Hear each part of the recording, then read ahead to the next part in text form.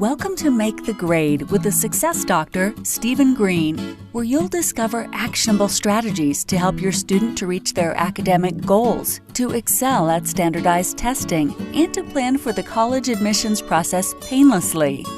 And now, here's your host, Dr. Stephen Green.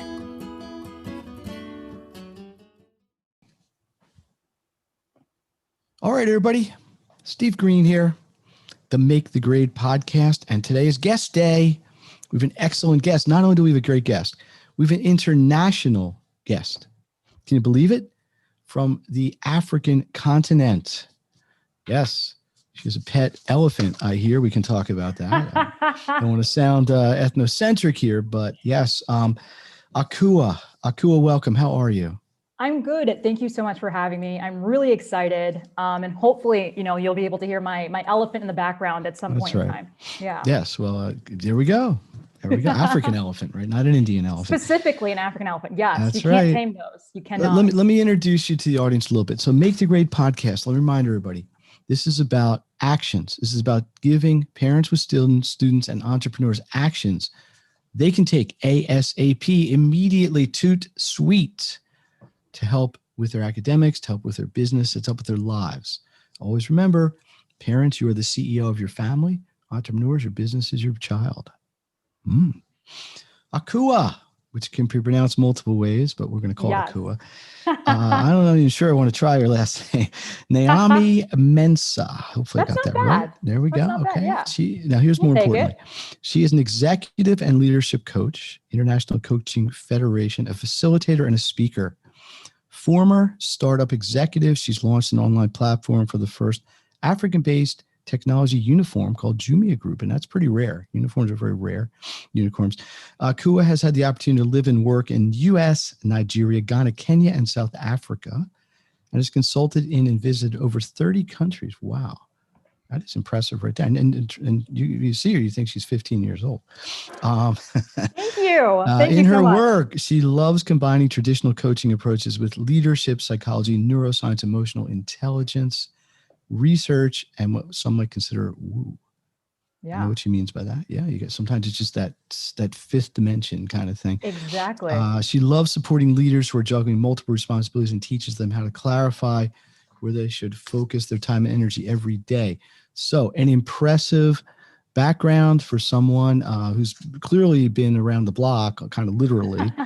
What was your favorite country? I mean, you've lived in a lot, you've been in a lot. Any that really stand out? I know that's maybe. I would say each one has like its own distinct memories, I think, at the end of the day. So I grew up primarily in Abidjan. So that is a city that's based in Côte d'Ivoire. So that's also in West Africa, or known as Ivory Coast in some English-speaking countries.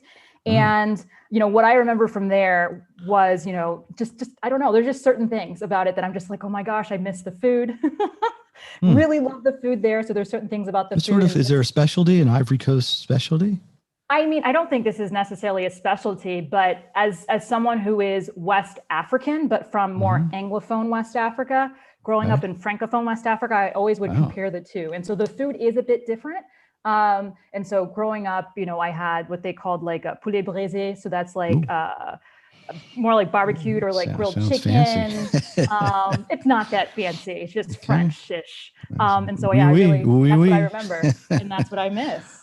So I love myself some Ivorian food. Well, so before we get too nostalgic, let's actually get down to business here, because that's what the listeners want. But you really have a fascinating story. I know a little bit about you. She's going to the school in the States, has degrees from some pretty prestigious universities, some sheepskin from University of Pennsylvania, Swarthmore, right? Bryn Mawr College. I mean, if you live around the Philadelphia area, these are pretty hoity-toity kind of places. And she's bringing all this information, all this knowledge, and her life experience together, and she's going to share it with us today. So let's jump right in. Got it? So let's talk about the idea of where somebody's at, their mindset, their attitude, their productivity. When you're coaching someone or counseling someone or working with someone, where does this start? Where does it start? What's the goal? Because we're very goal oriented here at Make the Grade. So tell us a little bit how you do this. Yeah. So typically I get individuals who are coming to me with the words, or they're typically saying things like, I'm overwhelmed, I'm not getting the things I want done. A lot of times I'm also getting entrepreneurs or leaders who tend to have many different lives in their minds, right? So they might be parents, they might have started this business, they might have this other thing they're doing on the side, and they want a personal life, or they want to make sure they can take a vacation, or they want to make sure that they're able to get all the things they want to get done in their business if they're working for themselves. So it typically starts off with, I'm overwhelmed, but I don't know really where to start, right? I'm overwhelmed, but is it, do I need to cut back on my personal life? Do I need to get better in my professional life? And a lot of times the first initial things that they will say is, it's my team. My team is the problem. I can't get my team to do X, Y, and Z to support me so I can take a vacation. Or I don't trust my team to get X, Y, and Z done so that I can go home, right, and hang out with my kids. So a lot of times that's really where it starts off, that overwhelm piece. And it usually is around their stakeholders not supporting them, or their stakeholders not being able to step up so that they can sort of move into that leadership role. Interesting. You know where I see this also, and I think this is a correct parallel. I get kids I'm working with, even in this virtual world. And by the way, people, whenever you're listening to this is late April 2021. So we're about a year plus into the COVID experience. A lot of people haven't been in school, or they're virtual, hybrid, whatever, and kids are still busy. It used to be, kid wakes up 6:30 in the morning, they go to school, they go to practice, they go to play rehearsal, they go to dance class, they go to this and this. Then they come home 2.5 hours of homework, then they collapse. So it's just maybe a similar kind of overload, and where this sort of prioritization and management of time is so important. Is what you're doing trying to get people to just reprioritize what's important to them? Is it operational? Is it probably all of the above? But where do you start? Because I think the thing with this is you got to kind of put the brakes on, sort of say, okay, I'm stopping whatever's going on. Now I got to get some new habits or some new circumstances that are going to be more productive and less stressful for me, right? Without giving away the store here, is there any really easy, is there a 3-minute way to do that? Probably not, but maybe there is one, folks. So let's see if you give up any big secret here. Not necessarily a 3-minute way, but I think I can share sort of the process within 3 minutes for sure. Okay, and I really parents appreciate, listen. Go ahead. Yeah, that you brought up even talking about how students, how they're showing up and how that's changed, because it's very much what we also see in the business world, in the professional world. Absolutely. We really have told ourselves, because maybe some of us aren't going into work, we're not commuting, we don't even have that time in between the work that we're doing, and we don't even have that physical space in between the work that we're doing right now for many people. And for many people, that's new, right? Working online in the virtual space is new. And for them, they feel like they're being productive by adding all these additional things to their day, right? Well, I can take Zoom meetings at any time of the day. I can pack meetings back to back now because I don't have to drive somewhere in order to actually have that meeting, right? And that seems like it's more productive, but it might not be more productive, because you're not giving yourself that time and space you need to actually recuperate, to actually rejuvenate yourself, and to actually maybe even take in that information that maybe you've learned, or take in what's happened during that meeting, so you can really think about what that win-win opportunity might look like with that new business partner or that new potential business partner. So I just wanted to sort of speak to that before talking a little bit more about the process I take my leaders through, or take the individuals I work through. And it really starts with that self-awareness piece. So the first step I take anyone through that wants to work with me is cultivating their self-awareness. For some, it's actually doing a time inventory so they can really see where their time is going. I think so many of us think that we're being so productive, we're getting so many things done, like, oh my gosh, my day is like full, but are we doing the right things? Right? And where is our time really going? And this is something I love to have conversations about, because I'll get a lot of leaders who will typically say two things to me when they, are saying that maybe working with me doesn't make sense, or maybe working with any sort of coach in this space doesn't make sense. They either say they don't have money or they don't have time. And the money one or the resources one, okay, fine, that's fair. If you don't want to invest in that, that's cool. That's cool. But when it comes to time, I always love to push back on that, because a lot of times we're either not spending time on the right things, right? Or we don't want to create the time because it's not important to us enough yet. And that's fine once again. And so sometimes doing that time inventory can really help you see, where exactly is my time going? Is it really in relation to my goals? And a lot of times I'm talking to leaders about their revenue goals or the type of profit they want to generate. Are the tasks that they're completing and the responsibilities that they've given themselves a direct revenue generating task, right? Is it really going to lead to money? Or is it really going to lead to other people in their business being able to help them make money? And so really starting with developing your self-awareness, cultivating your self-awareness around where your time goes can be incredibly helpful for some people, especially leaders who are very action-oriented, right? Especially leaders who want to do, right? They just have this energy to be able to get things done. So for them, understanding where their time goes is incredibly important.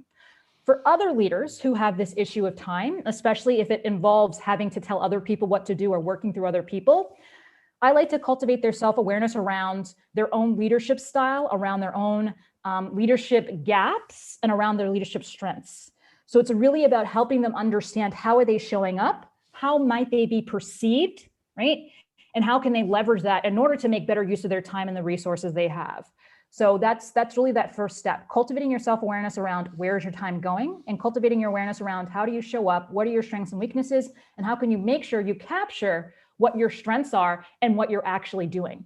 Because I love to use this example all the time, but like, if you're not someone who's very financially savvy, or not an accountant, maybe you shouldn't be spending your time on accounting type tasks, right? It could take that accountant that you invest in, right? Maybe you invest in an accountant, it takes them 30 minutes to do, but you doing it yourself might take you 5 hours. Yeah, if you even do it correctly. If you even do it correctly, exactly, yeah. Right? So just sort of checking in to sort of see, right, with that second bit, are the tasks I'm doing really relevant to my strengths, in addition to also being relevant to helping the bottom line? You bring up so many excellent points. I want to just highlight two of them. I know a lot of people, and they'll say, I kids, I studied 14 hours for a test. I can't believe I got a 79. Mm-hmm. And then we break it down. What did you actually, a little exaggerating a little bit, but what did you actually do? Well, I reviewed my notes. Then I had a group session. Well, what'd you do in the group session? Well, we did talk a little bit. We got distracted. People can sometimes fool themselves, or maybe that's the wrong choice of words. They can convince themselves what they're doing is productive. Yes. But it really isn't. I have friends that they check their email every 5 minutes. How many emails are you going to get in 5 minutes? Now, if you get waiting for like a critically important one as a contract or something, yeah. But checking your email, could you define it as a work-related task? Yes. But is it productive? Is it revenue generating? Is it something that's driving you toward a larger goal? So that's an excellent point. And I think a lot of people, this is an exercise I do. Did I mention I wrote a book? I think I did. Yeah. No, the people who've done my podcast know this or have listened. One of my big tenets in this book is exactly what you said, a time inventory.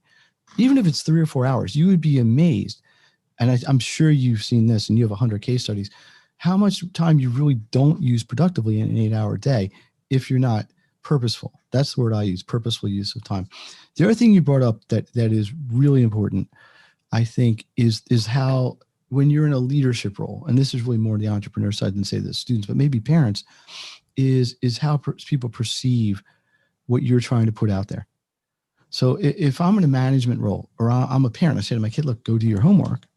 And they're like, well, I'll do it later. It's really important to clearly set parameters for this. Mm-hmm. Now, it's a little stiff for a parent to say to a kid, look, I need you to do your homework between 7:30 and 7:50. But this is all, I use the word, what you're using, a different vocabulary. I use the word structure. Mm-hmm. Creating a consistent, fundamentally productive structure is so important. And just fixing, quote unquote, the structure and the time prioritization can make huge differences, and pretty quickly. Let me throw another piece in here, which is sort of like the whole energy, right? Mm-hmm. Because everybody has a finite amount of energy. There's only so much energy you can use in a given day. And if you're not using it efficiently, or you're wasting it on unproductive things, it gets in the way as well. Can you address that a little bit? How do you manage your energy? How do you manage it? Maybe the COVID thing's more stressful. I think COVID's an anomaly, but it certainly has affected people tremendously. And I think there's things we're learning that are going to be helpful down the road. And that's really a different discussion. But talk about energy a little bit. Maybe this is in the woohoo, as we referred to it before. It can be a bit more of the woo. So it depends really on at what level, right? I'm meeting some individuals. So there's different types of assessments you can take or engage with to help you get a better understanding of how you might be able to show up. But a key part of this also goes back to that awareness piece that I talked a bit about before, which is really the first step I take the leaders that I work with through. The second step is about engagement, and that also includes engaging with yourself. And then that last step is really about setting those expectations. And for me, that expectation piece is really that structure piece. What are your expectations for yourself? What are your expectations for others, right? So externally of you as well. So to talk about that energy piece, one of the ways I like to frame it is asking people, what do you do with your 8 hours? Right? What is happening within the 10 8 or 12 hours that you decide right. to work? And I think it's really important that we each decide for ourselves how many hours that we work. And I also love to say that being productive isn't about working more, but about using the time that you decide to work most effectively and efficiently. Excellent That's point. really, I think, the most important thing to keep in mind. And so for me, once again, this might come in within that self-awareness phase where I'll start to ask people, when do you think you work best? And I think this is a little bit easier for entrepreneurs who tend to work for themselves. But I do think you can leverage it even if you work within a more structured environment, or even if you are a student as well. Really start to recognize that each of us might show up differently throughout the day. That's just, I mean, that can come from genetics. I mean, I think there's so many different ways to look at it.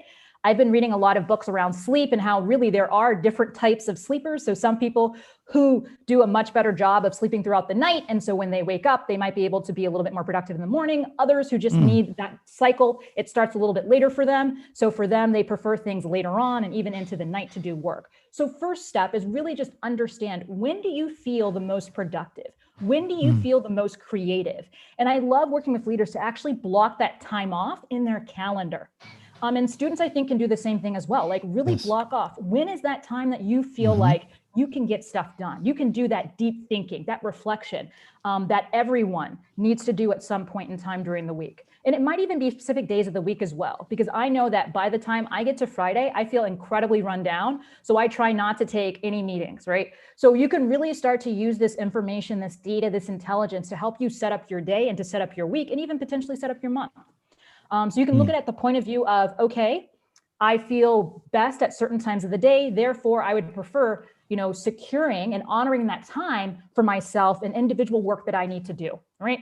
There's other times maybe where I am willing and able to get more energy. So I don't mind engaging with others. And maybe that's when I want to do team meetings, or maybe that's when I want to have my business development meetings and, connect with other people externally of me, right? So that's when you can start to have that conversation with yourself.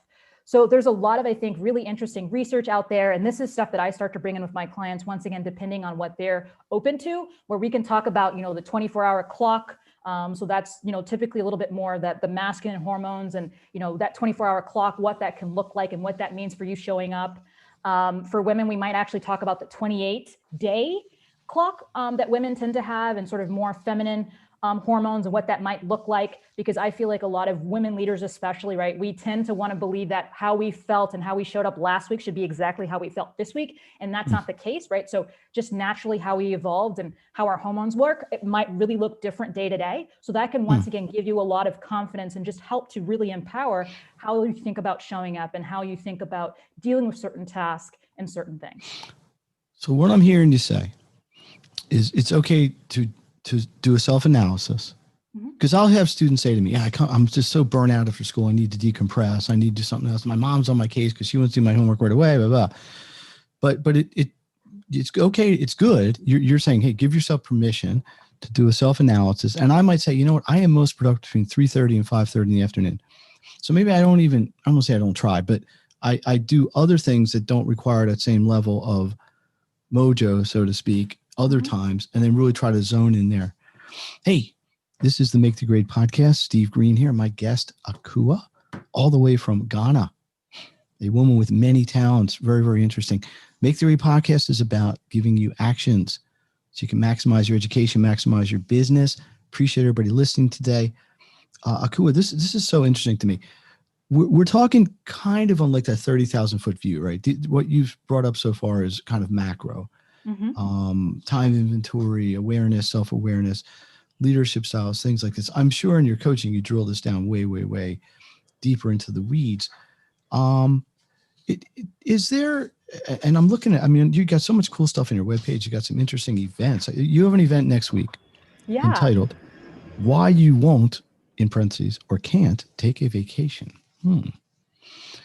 Is it, and you have another one, my top learnings of why we sleep. So you really got a very eclectic offering, because one of the things I really like about what you're doing is this is very holistic, or appears to be a very holistic sort of thing. What would the typical outcome be, or what would the expectation? Let's say somebody says, "Hey, I love what I'm hearing today. I really want to work with this person." What would the expectation be, whatever the time frame is, a month, 2 months, 6 months later, of what skills would they be better at? What would they be more comfortable with, as an outcome of your engagement? Yeah.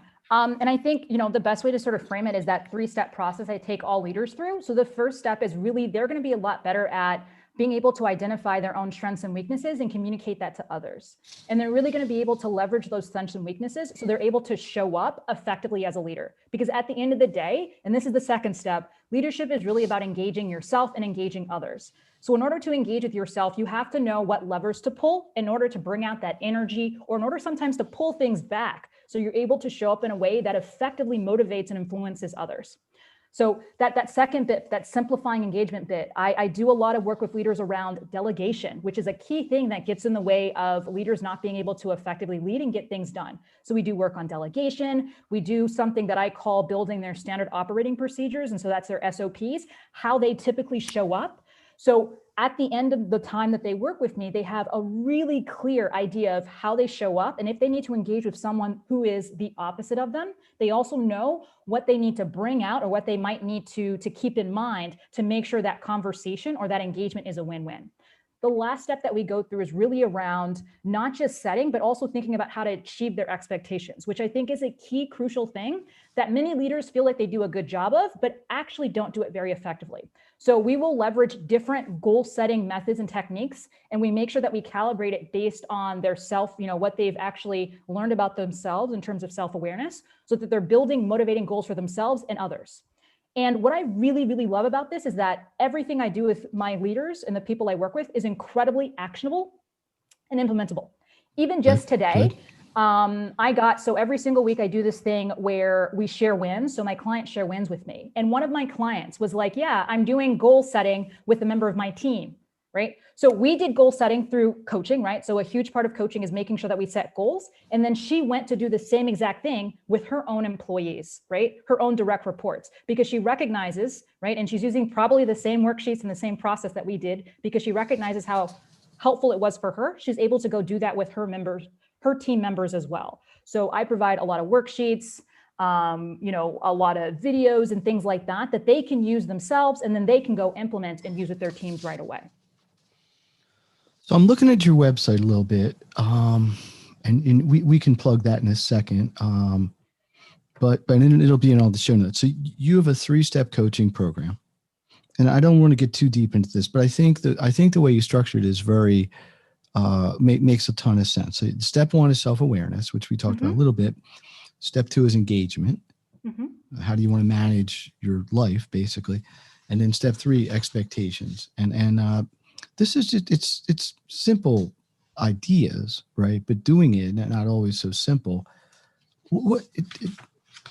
This is going to be generalized, but I'm going to maybe put you on the spot a little bit. Okay. Is there one, everybody's going to say, most people say, I don't have any problems, and I'm okay. You got to dig a little deep, or sometimes they just have to be willing to be a little vulnerable that way. But is there one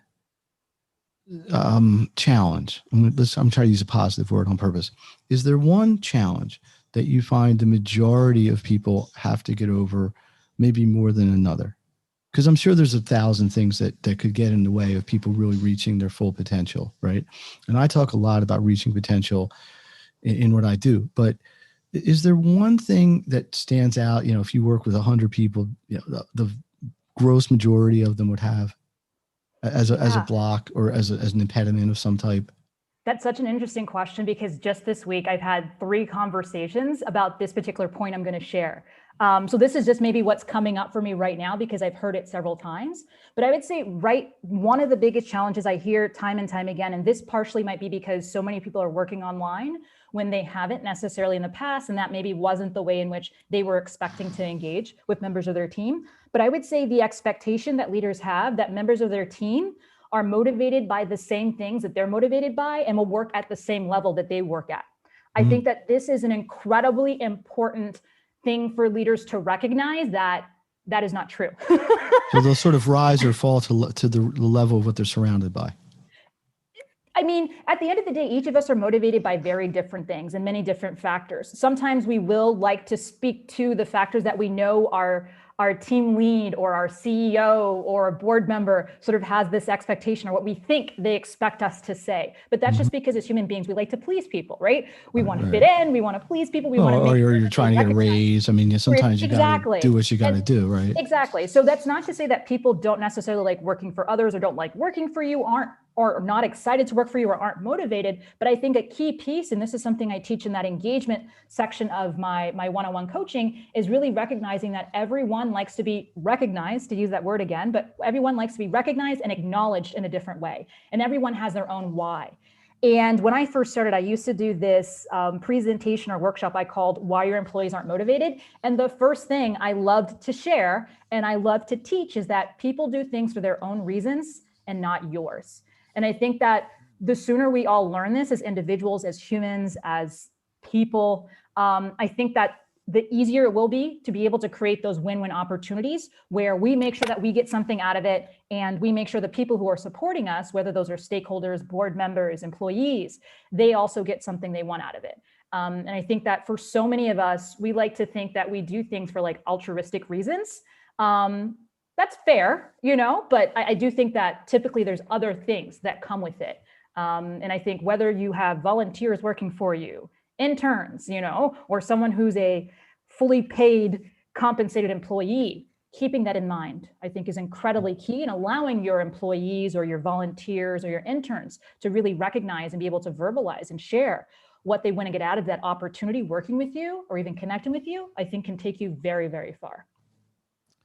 Well, I think everybody knows when you're in a leadership position, whether it's the founder of a business or a boss or a manager, or even a president of a club in school, there are a lot of hats you have to wear. Yes. You have to be a pretty good speaker. If you're doing presentations, you have to be organized. You have to be able to delegate. You have to be able to balance priorities of all the people in your organization or your club or your group. And these are not things, sometimes people get into these roles. It's like, hey, I want to be the president of the student council. Oh, it sounds great. It looks good on your college resume, college application. Well, they don't realize, well, yeah, I got 20 people with 20 different opinions. Yes. I try to keep them all happy. So there's some of the things we're talking about here are practical skills. Some are kind of people skills. Some are just fundamental success concepts. We're going to wrap up in a little bit, but let me just go a different direction for a second. And there's so much here. I'd love to have you back again, do this again another time. Yes, please. Somebody wants to get a hold of you. Okay.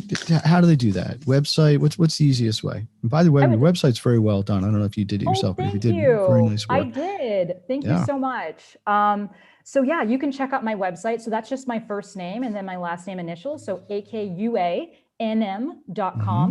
And I spend actually most of my time on LinkedIn, on social media. I've been trying to get on Instagram a bit, but mostly on LinkedIn. So you can just, if you just search for my first name, AKUA, and then NM, you can find me on LinkedIn, or you can even find me on Instagram. I did it. It wasn't that hard. I could figure it out.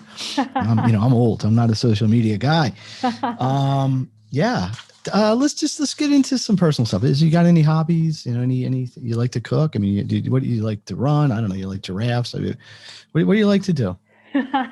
I like sports a lot, actually. So I grew up playing soccer, volleyball, basketball, ran track and field, then got into ultimate frisbee. When I was in Nigeria, I got to play a lot of flag football, which was a ton of fun. Really? Like American football? American flag football, which was a ton of fun. We had a great league, and I think it's starting up again, which is super cool, but I'm not there, so cool for those who are there.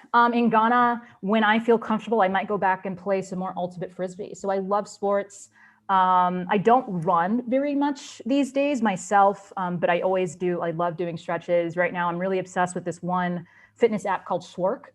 I think it's so much fun. Yeah, it just allows you to like pick all these different types of exercises and sort of put it together. And so unsolicited testimonial. We have no financial it's a lot of fun. And it tells me what if you don't make exercise fun, you're not going to stick with it. That much I know. Yeah, right. So it's a lot of fun, and I love doing it. And you can keep track of it. It kind of you want to hear a little trivia? You know where the first ultimate frisbee game ever was played? Philadelphia. Northeast, about 70 miles. Okay, maybe I did 60 not know that. I thought it was a West Coast sport. It was at one of my alma maters, Rutgers University. No way. In New Brunswick, New Jersey. There, because I played a lot of ultimate in my day. Okay. It's called ultimate. You're supposed to call it ultimate disc now. You're not supposed to use the word frisbee, by the way. Ooh. But yeah, again, we're not here to do copyright violations or trademark infringements at all. Yeah, I played for many years. I played on a team, school team. I played in adult leagues later. Yeah, I played at Penn. They have a team called Venus. It was awesome. Yes. It's much, much bigger now than when I was involved, in the prehistoric days when you picked whatever frisbee somebody had to play with. Now they got the official like game disc and all, and it's sponsored and they have like serious. It is. Yeah. But it's a great game and it's really fun. It's social. It gets you in shape. But the first game ever was same as collegiate football, Rutgers University. Two things. They were the first thing at ever. Very cool. And really cool. So, but it's become obviously an international sport, and it's great. I always enjoyed it.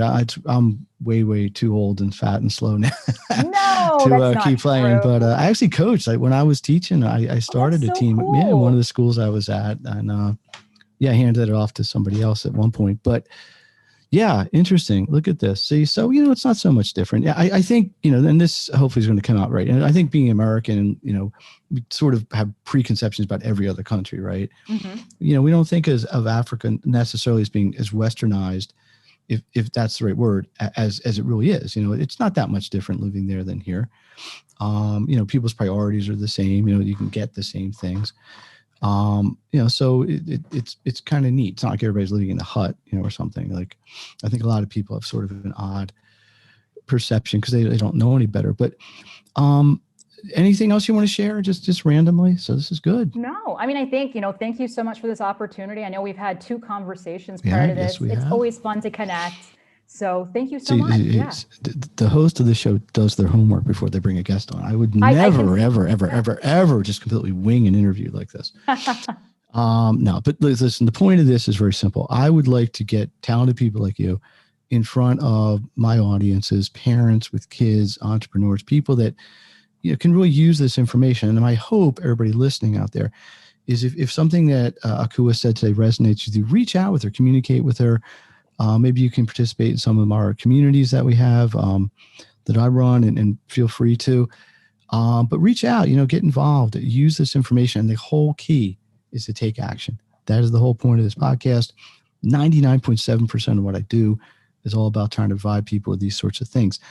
There's a bunch of interviews coming out in the next 6 to 8 weeks on the podcast, a pretty eclectic, diverse group of people. I, like many people, have been doing a lot of networking the last 3 months. I've met a lot of interesting people. This is just the first of several, but there's so much to talk about. I mean, I printed out about 20 pages of stuff on 2 sides. I have 2-sided printer now. Oh my gosh. And it goes really deep. And I got to tell you, your coaching program is relatively affordable. Some coaches are really expensive. I think yours is very fairly priced.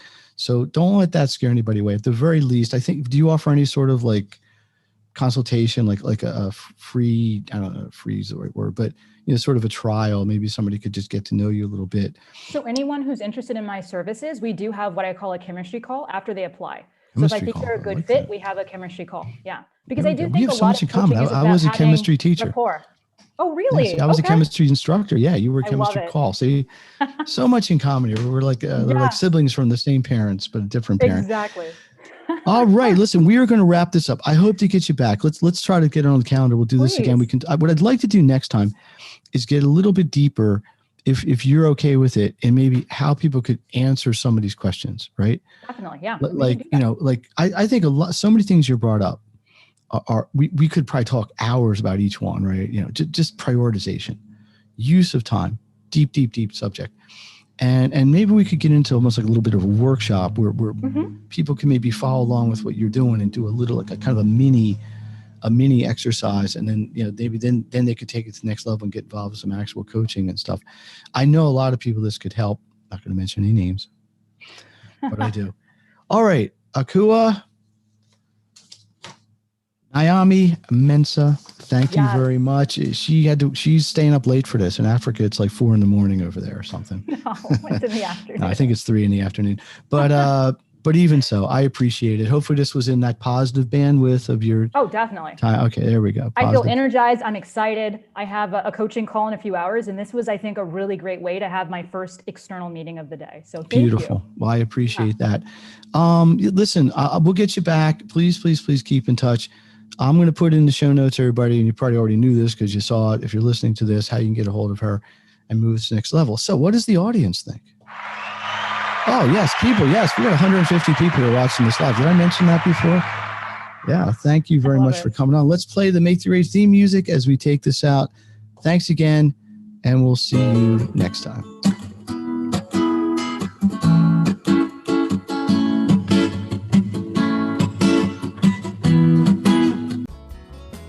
You've been listening to Make the Grade with the Success Doctor, Stephen Green. If you enjoyed this episode, be sure to subscribe. For more resources and support, please visit makethegrade.net.